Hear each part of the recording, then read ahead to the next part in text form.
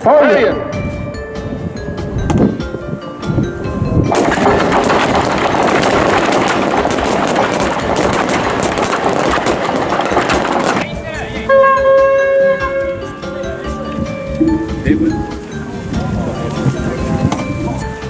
Feuer!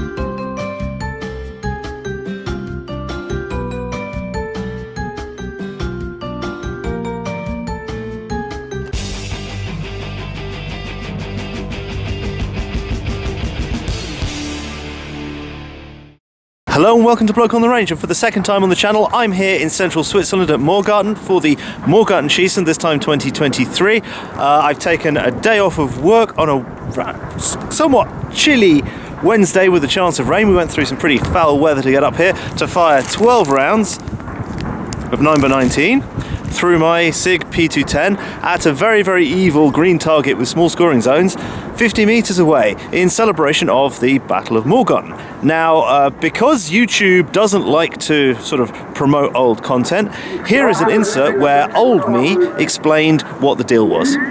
So yes, after a couple of hours on the coach, I'm here at the site of the Battle of Morgarten, November 15th, 1315. Now, whether this battle actually took place or not is dubious. There weren't any archaeological traces of it found until the 700th anniversary in 2015, when they did a survey and they turned up a number of coins and weapons that could have dated from the era. In fact, the coins dated from the period right before, but they were not found in the sort of quantity you'd expect with a battle where the Habsburgs got a good kicking from the Swiss. In any case, whether it actually took place or not is irrelevant, because it's a major part of the founding myth of the Swiss Confederation. Now, basically, the background is that three cantons had made a Bund, made a confederation. It was Uri, Schwyz and Unterwalden, and Unterwalden was a conglomerate of the modern cantons Nidwalden and Obwalden. The big enemy at the time were the Habsburgs, the Austrians, who had plenty of possessions in the area, and basically the Habsburgs wanted to come and give the peasants a good kicking, sort of usual medieval thing. Come in, remind them who's boss, burninate some villages, that sort of thing. Now, this whole area around here, it was fairly well closed in with defensive walls, which are known in this part of the world as Letzi, or Letzi-Mauer. And in fact, we just walked past one that was built just after in the early 1320s. But this particular opening was open because either they hadn't got around to building it at the time, or they'd left it as a bit of a trap. Now, in any case, the nascent Swiss who were living here were peasant folk. There were very few nobles. The Habsburgs, big developed nobleman dominated society. They fought in this sort of noble tradition of knights on horseback and in armour, and sort of the general thing was that only knights had the right to fight other knights. Peasants shouldn't be fighting knights, so we'll just come in, give them a good kicking, and we won't have much resistance. It'll just be a punitive expedition. It didn't really go that way though, because at this point, and this is a passage obligé, as I said, the only way in that didn't have a Letzi-Mauer, and the Habsburg knights met Swiss halberdmen and got a right royal kicking. And it was basically, up till that point, it had not been understood that a peasant with a reasonably disciplined peasant with a 7-foot halberd or a pike or similar could take on and beat organised noble knights in armour. And that's basically what happened. Now, it's basically tactically that was a major innovation that changed warfare and was sort of the basis of the modern infantry regiment. It was the sort of start of the end of cavalry being dominant. Now, that took centuries for cavalry to finally stop being dominant, but it made infantry a rather more important feature of the battlefield than it had previously been.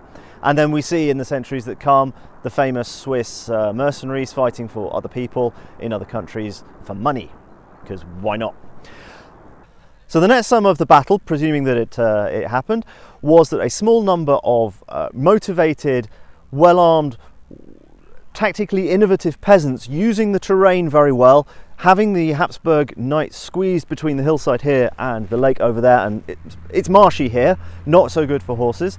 Bit of tactical innovation, use of the terrain could give better trained knights a right royal kicking. So particularly moving into the 19th and 20th centuries, the battle formed part of the founding myth of the Swiss Confederation. They built over there a monument, the Letzimauer here, there's a restaurant. This is a big tourist industry, but it's part of the Swiss mythos of independence from the rest of the world, from the Habsburgs, particularly in this case. Now, to commemorate this, in 1912 they started a rifle match, 300 meters. It's over there somewhere. We're not doing that today. We're doing pistol at 50 meters. Now, the pistol match was actually started in 1957 as a direct result of the Soviets slapping down of Hungary in 1956, the year before, and one of the shooting clubs decided that actually the Cold War is kind of near to our doorstep here, and this is kind of a big deal, so we want to get everybody involved, not just people with rifles, but those armed with pistols as well, so people in specialist roles and officers and so on.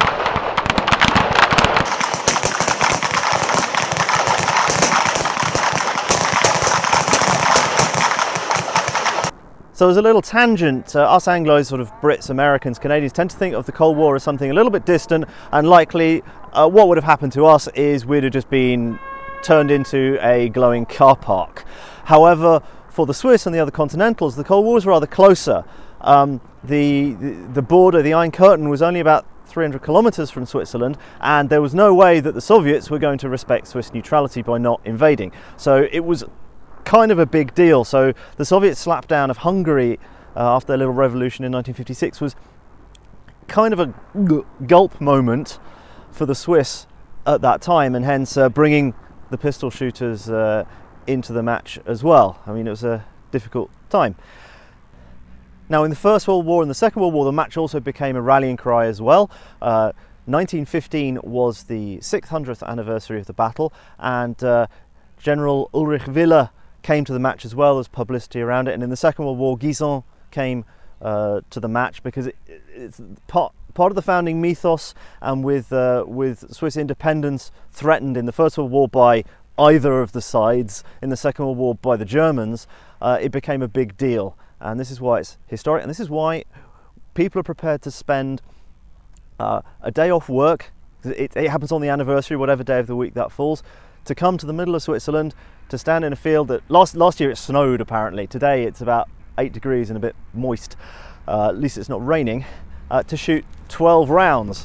So the way this particular shoot goes is 2 rounds in 30 seconds, 4 rounds in a minute, and then 6 rounds in a minute. And between series, we put the unloaded pistol down on the table, and people run out and wave paddles indicating the scores. I haven't been able to practice, but then practice is akin to cheating. I've not shot it yet. We're on in a minute. My hands are cold. I'm complaining already, I'm making excuses. So anyway, I'm gonna have my head cam and we'll see how we get on.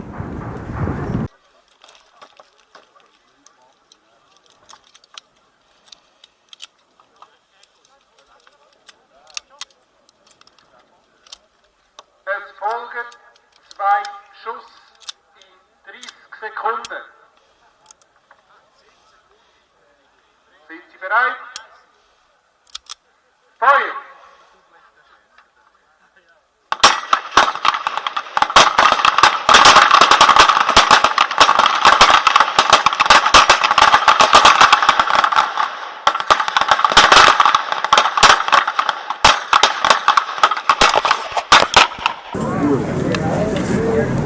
Okay, what's the damage? First one felt low left. Ooh, 3 high left, and a miss! Not a great start. 4 Patronen laden.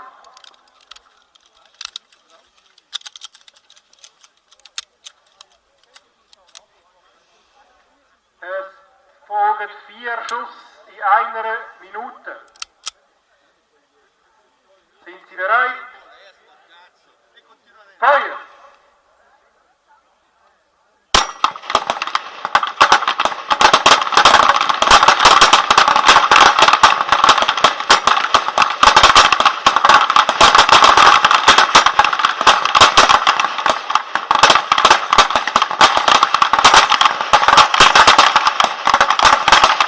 Okay.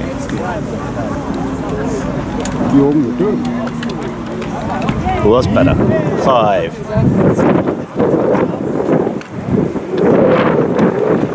3. 3.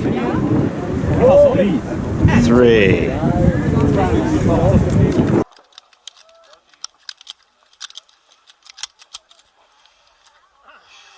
Es folgen 6 Schuss in 1 Minute. Sind Sie bereit? Feuer!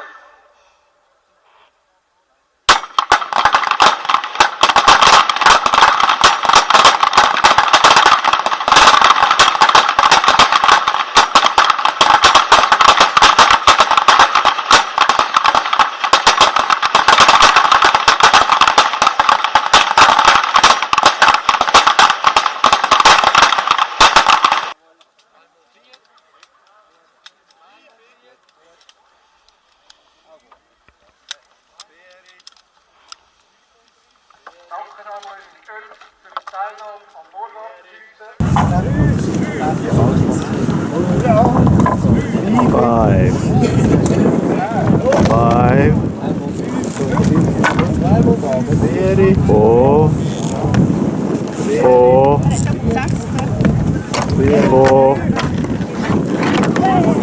3. Much better. So the weather turned there before the last series, got a bit of drizzle on me, but timed it up quite nicely after that really atrocious start. So I'll put my score down the bottom there. You need 49 for a medal. I am 99.9% certain I didn't reach it. Yeah, those first 2 were miserable. And I think it was my first shot, I saw that front sight just twitch down and left, and at 50 meters, you're off. So yeah, I think I'm up for some lunch now. Someone's doing keto. Healthy. Not healthy. There now follows a brief public service announcement. If you're watching this video on YouTube, wouldn't it be great if there was somewhere on the internet regrouping the best gun nerd content in one place, free of demonetizations and insta-bans, and enabling you to watch it either on desktop or on most major platforms including Apple, Android, Roku and Amazon Fire? Well, now there is. Go to weaponsandwar.tv and sign up for $9.99 a month or $99 a year to enjoy and support the work of all these great channels in one convenient package with cross-channel collections, feature weeks and other cool features you won't find elsewhere, and better video quality. There may even be a discount code for the monthly subscription active right now. Check the main page of weaponsandwar.tv to find out. If that's not for you, the traditional options of Patreon and Player are of course still open, links in the description, and we're always grateful for a like, a subscribe and a salty comment to feed the algorithm. Many thanks for your support in whatever form it may be. Now, back at the plot. So, let's see if we can finish this video off with the AI bloke from podcastai.com. A score of 41 was somewhat disappointing, but was still 1 point ahead of the last time I shot it. In any case, it was a great day out with the gentlemen and ladies from Toon, and I look forward to doing it again. Maybe I'll even practice a little bit next time. If you like this sort of content, please consider joining us on the app, supporting us on Patreon or Player, or simply by liking, subscribing and leaving a salty comment to feed the algorithm. See you next time. Bye!